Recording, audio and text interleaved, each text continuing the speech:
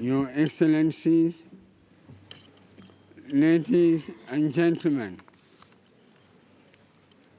first of all, allow me warmly congratulate the new President of the Human Rights Council, His Excellency Omar Niper, on his remarkable election to chair this prestigious and strategic UN body.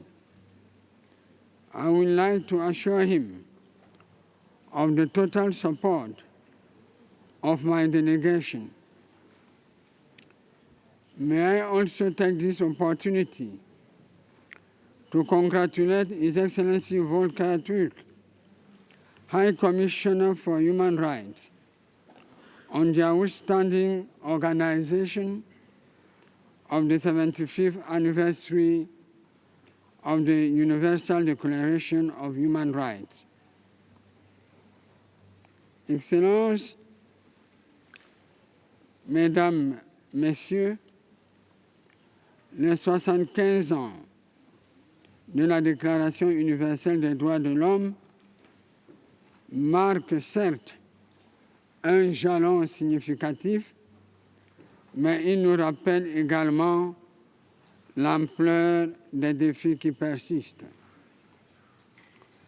Le Cameroun, quant à lui, s'engage sous la houlette du chef de l'État, son Excellence Paul Biya, à continuer d'œuvrer activement au dialogue international pour trouver et mettre en œuvre des solutions concertées aux défis complexes auxquels notre monde est confronté. Nous réaffirmons ainsi notre attachement à la démocratie, à l'état de droit et à l'inclusion sociale. Nous croyons fermement que la diversité socio-culturelle, religieuse et linguistique qui caractérise notre nation est une richesse qui mérite d'être préservée et valorisée. C'est dans le sens de l'engagement du chef de l'État camerounais dans la recherche permanente des solutions durables à la crise sociopolitique dans les régions du nord-ouest et du sud-ouest du Cameroun afin de maintenir un Cameroun uni, indivisible, riche de sa diversité et prospère. C'est l'occasion pour nous de réitérer nos remerciements à tous nos partenaires bilatéraux et multilatéraux qui nous appuient dans cet effort de préservation et de restauration de la paix et de l'unité nationale. Excellences, Mesdames et Messieurs, comme nous n'avons eu de cesse de nous relever à cette même tribune, le Cameroun est résolu à intensifier ses efforts pour relever les défis persistants en matière de promotion et de protection des droits de l'homme. Nous continuerons de coopérer avec tous les mécanismes internationaux dédiés, notamment avec les rapporteurs spéciaux et les organes des traités pour améliorer et renforcer toujours davantage notre gouvernance en la matière et entre autres par la ratification des instruments internationaux et la modernisation de notre cadre juridique et institutionnel. De plus, l'octroi par mon pays de locaux à titre gracieux pour abriter les services de la représentation régionale du Haut Commissariat des Nations Unies pour l'Afrique participe de cette dynamique.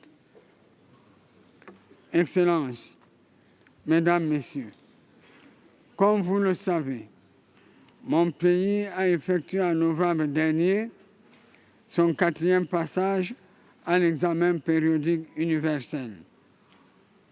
L'occasion nous a été ainsi donnée, ensemble, de faire le point sur les avancées effectuées par le Cameroun dans le domaine de la protection et de la promotion des droits de l'homme au cours de ces 4 années passées. Je saisis cette occasion pour remercier tous les pays qui ont bien voulu formuler des observations et des recommandations sur le rapport du Cameroun.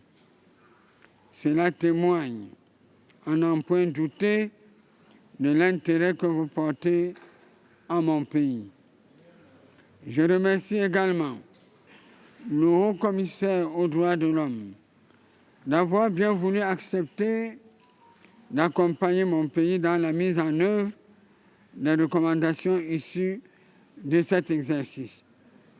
Enfin, alors que nous nous préparons tous à prendre part au prochain sommet du futur, je puis assurer tous les pays amis et tous les partenaires ici représentés de la détermination du Cameroun à apporter sa contribution à l'édification d'un système multilatéral rénové et revigoré, fondé sur des valeurs partagées, orienté vers le plus grand bénéfice de nos populations. Excellences, Mesdames, Messieurs, ce sont ces valeurs que mon pays entend promouvoir et défendre en présidant, grâce à votre soutien unanime, la 79e session de l'Assemblée générale des Nations unies. I thank you all for your kind attention.